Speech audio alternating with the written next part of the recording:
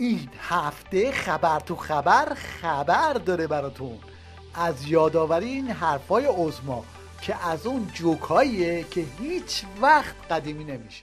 ما عقیدمون این است که در زمینه‌های اجرایی رهبری نباید وارد میدان بشه و یک کاری رو اجرا کنه، یک کاری رو جلو اجراش رو بگیره، مگر اونجایی که به حرکت کلی انقلاب ارتباط پیدا میکنه اونجا وارد میشیم. خلاصه این که عظما وارد شد و کابینش رو هم چید. بعدم پزشکیانی که تبدیل به زرشکیان شده بود اومد و چنین قمپوزی در کرد. ما به بسیج نیاز داریم، یعنی هممون الان در مقابل دشمن و در مقابل وضعیت موجود باید دست به دست هم بدیم. با هم اختلاف داریم، سلایقمون با هم نمیخونه، ولی این مملکت مال ماست. رهبر چشم‌انداز مشخص، سیاست مشخص کرده و ما موظفیم بر این مسیر حرکت کنیم. طرف حوصله نداره تو جلسه هیئت دولت بشینه، بعد میخواد بسیجم بکنه. چقدر شما به این اتکا کنید که وزرای رئیس کمیسیون‌های دائمی دولت عضو اونن، هر چقدر به این ساختار حداقل نظارت برنامه است که قانون هم تعیین کرده، ما هم برنامه‌ریزی کردیم براش. من 2 تا موضوع کوچیک بگم چون دغدغه‌های شما عمدتاً توی بحث‌های این هم یک بسیجی که درباره یکی از وزرای کابینه خامنه‌ای اینطوری گفته بود و ته خطم اینطوری شد. رأی با آقای ظفرقندی در این دولت ننگ این مجلس خواهد شد. به جناب آقای ظفرقندی به عنوان وزیر محترم بهداشت درمان رأی اعتماد دادم. خلاصه که بزن تو نظام بد جوری داره بالا میگیره و عظما هم زور میزنه تا هر طور شده به مهرهاش دهنه بزنه. اصغر بابا چیزی نیست، اشتباه کرد اصغر بیا بابا، بیا دعوا نکن، بیا ولش کن، اشتباه کرد. خبر تو خبر.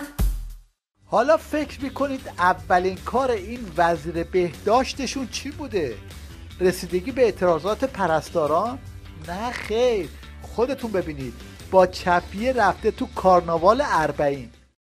تا به امروز از وقتی که زائران اومدن به استان ایلام 37369 نفر خدمت بهشون داده شده که اینها خب تعداد اونهایی که کارهای ابتدایی براشون انجام شده و ترخیص شدن 34708 نفر بوده و این یکی از افتخارات ما هست که هر کاری که لازم باشه برای زائران میتونیم که انجام. حالا که صحبت کارناوال آخوندا در عراق شد، یه نگاهی هم به خوابهای پنبه‌دانه‌ای این نماینده خامنه‌ای بندازید. 40 امسال توفیق پیدا کردیم در موکب شباب المقاومه عزیزان جوان مقاومت از جبهه گسترده مقاومت در جهان اسلام حضور پیدا بکنیم، عزیزانی که انشاءالله در سالهای آینده شاهد حضور و مشارکت جبهه جدید جهانی مقاومت، یعنی عزیزان دانشجوی دانشگاه‌های آمریکا و اروپا هم در موکب باشیم و اون روز رو ما دور نمی‌بینیم.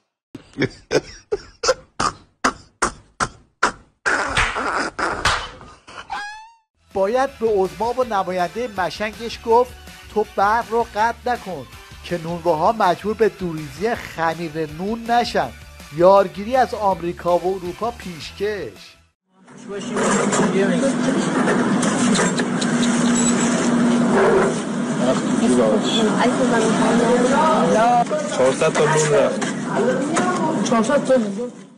اگه برق رو هم نمیتونید وصل کنید، لااقل انتقام سخت رو بگیرید که بسیجیاتون اینطوری به شرشر نیفتن.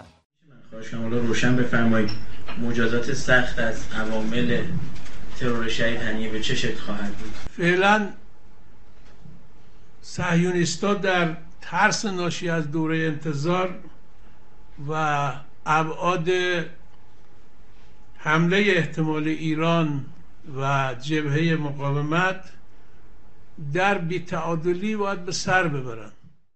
جواب این پاسدار هراسون به خبرنگار بسیجی من رو یاد جواب این بابا انداخت. مشنو رو چقدر ناراحتی؟ میشین تا برات بگم. خب بگو. نیمکت‌ها را تازه رنگ کردن، نشستم روشون. ای تو روحت.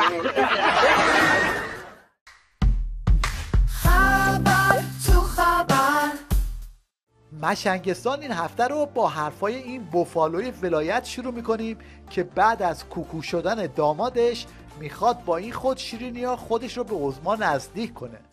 وقتی آقای از مسئولین اومده بود پیش من، این صحبت کرد، توی حرفاش 5 مرتبه گفت آقای خامنه‌ای، همین تعبیر. بهش گفتم که ببین آقا، تو الان 5 بار گفت آقای خامنه‌ای، پس مقام ولایت در نظر تو ارزشی نداره. توش فکر کردی شخصیت رهبری یه شخصیت مثل همه مسئولین. آقای مطلق، حجت امام زمان، آقای مطلق در کشور آقاست. غیر از تعبیر آقا درست نیست. کسی که در عظمتی است که رهبر جهان انسانیته رو با اسم صداش زد. این هم جوری که مردم ایران عظما رو صدا میزنن.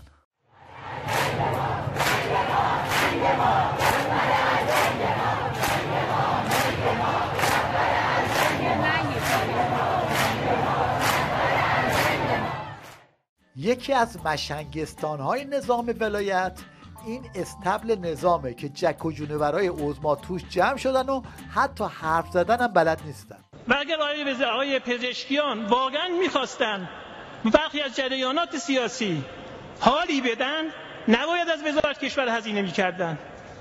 این هم یک چشمه دیگه از مسخره بازار مجلس عظما.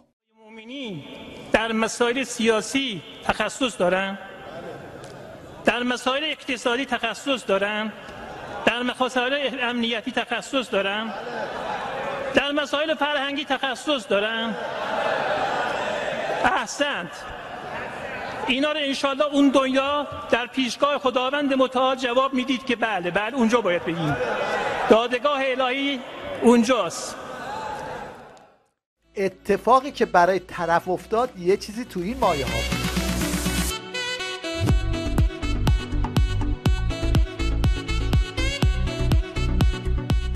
مشنگ بعدی این آخوند بی عمامه است. میگه که زنهای ایرانی خودشون کاری میکنن که پلیس دستگیرشون کنه. میرن در کمین پلیس قرار میگیرن و عمدن کاری میکنن که خب پلیس هم وظیفه‌شو انجام بده. داره که قانون شکنی میکنه باهاش برخورد بکنه. خب طبیعی که این برخورد طبق قانون که من الان میخونم مصوبه‌ای داریم 21 وظیفه نیروی انتظامی داره، باید وظیفه‌شو انجام بده. اگر نداد ترک فکر کرده، اگر نداد گناه کرده، اگر نداد باید زیر سوال بره نیروی انتظامی. این توله مفتخور خمینی سالی 160 میلیارد تومان بودجه میگیره، تازه دنبال گوش مفتم هست. طولانی صحبت کردم، بخشیشم به خاطر که خوب گوش میدادید. طبیعتاً گوش مفت کم گیر میاد، البته شاید هم زیاد گیر میاد، گیر ما نمیاد. انشالله که هر جا هستید موفق باشید. در خدمتتون. هر هفته میریم سفر تو کوچه های خبر، داره میره توی گور این عظمای در به در. غمها رو از دل ببر با خبر تو خبر، خبر تو خبر، خبر تو خبر.